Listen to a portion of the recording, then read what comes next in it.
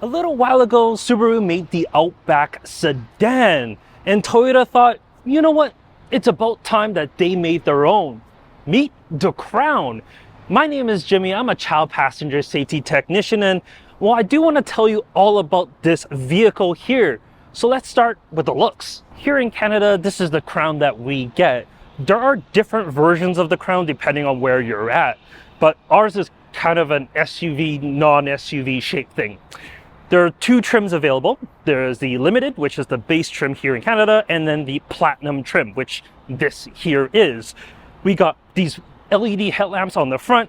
This kind of a full grille that kind of reminds me of the XSE trim of the Avalon, which this kind of does replace, but it's a very aggressive front end. I do like the styling from Toyota, but on a Crown, it's a little bit weird. Adding to the weirdness, 21-inch wheels. I mean, this isn't a 300C, it's not a Charger, but 21-inch wheels from factory? Those are extremely large for a sedan. You do get some blacked out mirrors, and I love this. Proximity door locks on the front as well as the rear door. While it does have like a sedan roofline, it's kind of coupé-like because it does slope quite aggressively towards the rear here. And yeah, very different look. Some may say that it's a little controversial, yes, but I do like the light bar. That's something I do like about the rear end, and that's a positive thing. If we open up the trunk, which is probably the most difficult part, because while there is a button on the back, you gotta kind of like glide your finger under here to feel it, and you gotta push in rather than up, which is just weird. And then in here, you get 15 cubic feet of space. While it's definitely not small, a Honda Accord is bigger, but you can fold those rear seats down 60-40 thanks to these little poles here in the trunk. But let's get into the back. All right, the back seats of the Crown. I'm 5'11", sitting upright, not a problem. If I lean forward though, I am gonna hit this part here, which is the mechanism for the shade for the sunroof. Speaking of sunroof, this does not open. It's a stationary glass roof, but there's this support right in the center. So you don't get like the optimal view, but at least you get a shade where some other vehicles just, well, doesn't. Something I really like about the rear seats here is just, well, how comfortable it is overall. Yes, they're heated, not cooled, unfortunately, but the seats, well, they're just large in general. So just feels comfortable, and you get these headrests that, well, they're just a little bit bigger than usual, and they're actually quite plush. And just overall, it's a pretty nice kind of space kind of vibe to it. But when you get into the details, things kind of fall apart a little. The plastic that's on here isn't the greatest. Armrest kind of just flops down. While you do have your cup holders here, there's nothing, well, too amazing about it. Same thing with these air vents. These look like they're straight from a 90s Toyota. I mean, let's be honest, the 90s Toyota air vents probably still work today with absolutely no problems. They don't break over time, but it just looks kind of old school. But you do get USB-C ports right underneath that, and well, at least that's something, right? If you're thinking about fitting kiddos in here, like I mentioned, I am a child passenger safety technician, and putting child seats in here wasn't a problem at all. On the driver's side, this is a collect ling infant seat. Getting the infant carrier in here was nice and easy. While the doors don't open like a full 90 degrees, it's, well, large enough for me to put that infant carrier in.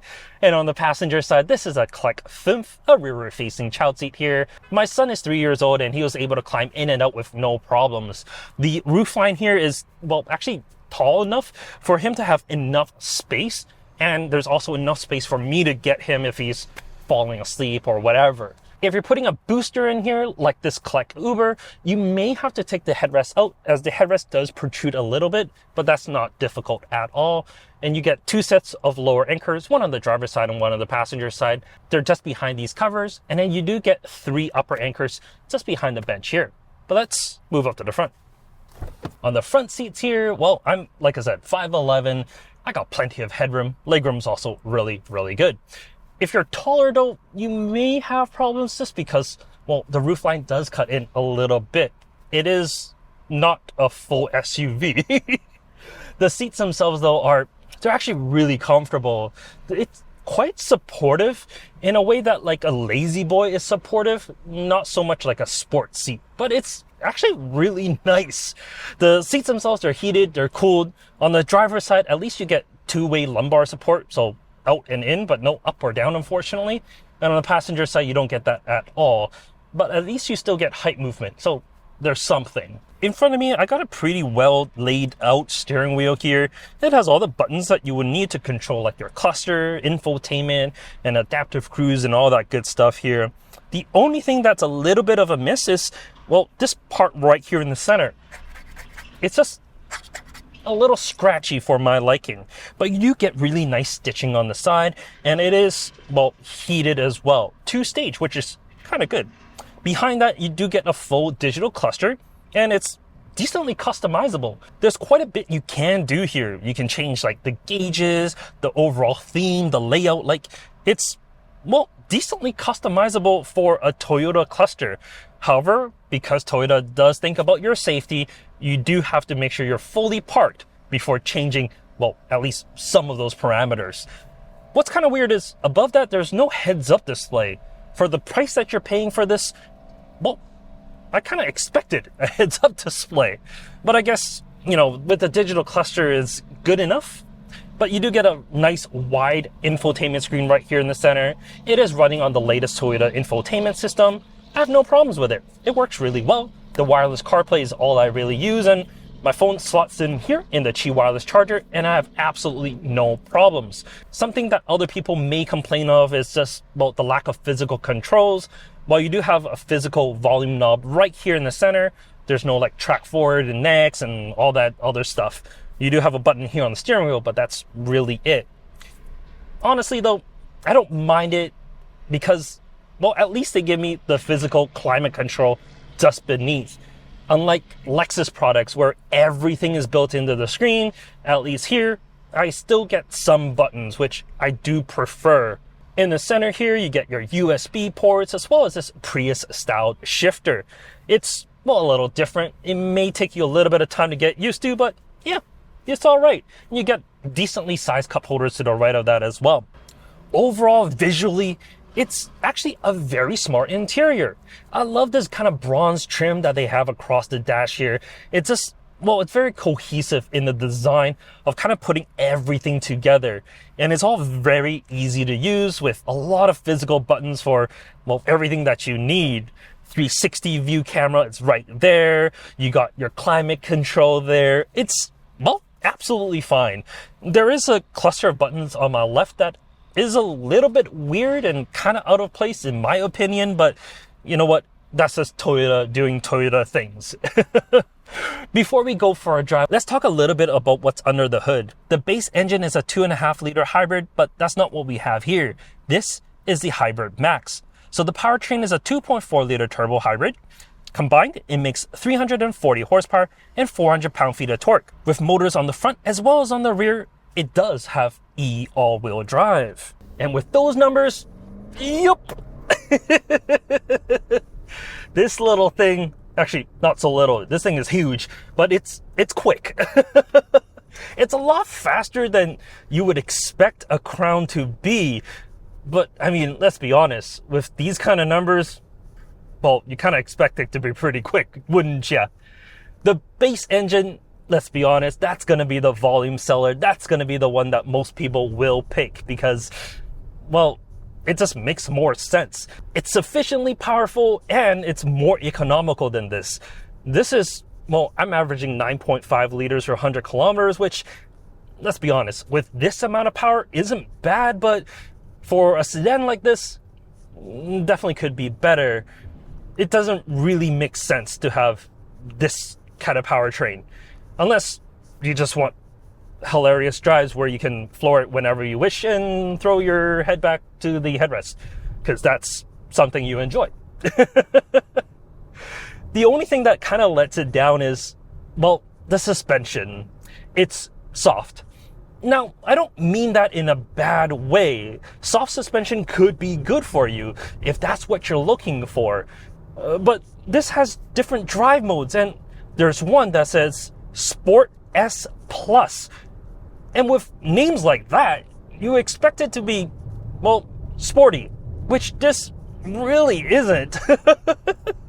Even on the sportiest settings, the adaptive suspension that's on this, yeah, it's soft. It's real soft. So around a corner, yeah, there's a lot more body roll than you might expect. It's, once again, not a bad thing if you're expecting it, but that, how it names itself, it's not really what I would call sporty. But let's be honest, no one that's going to be buying a Crown is going to be thinking about that, right?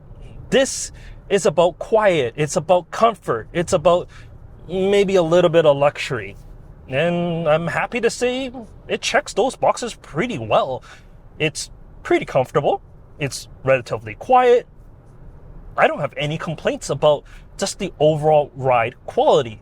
Even with 21-inch wheels, where you would expect, well, a little bit more of that road noise, I don't really get much of that in here. It's actually quite enjoyable. And you get all the adaptive cruise and the lane centering where you can kind of be mindless and driving at the same time. And unlike some other Toyota and Lexus product, this doesn't have like the infrared sensor that looks at your eyes to make sure you're paying attention to the road. You can be kind of wandering off a little bit and still it won't complain at you, which is nice. Overall, let's be honest, the Crown isn't for everyone. It is an Avalon replacement, which, let's be honest, suggests that, well, the typical buyer is going to be a little bit older. You can take that for what you will, but I mean, I feel like they're hitting a younger demographic with just the overall design of this Crown. It's very, very edgy with just how the red and black kind of combines together. It's definitely not what I would expect an Avalon to be. But then again, there was that Avalon XSE that they had before, and that was decently wild as well. And there was a TRD model too. So I guess Toyota has always been kind of odd and weird. So this, well, I guess this isn't too far out of their scope. But let me know what your thoughts are on the Crown. This is something that you like? Do you like a lifted sedan? If so, let's call up Subaru. Let's bring back the Outback sedan. Because essentially, that's what this is. In any case, thank you so much for watching. Have a great day, and I'll talk to you later. Take care.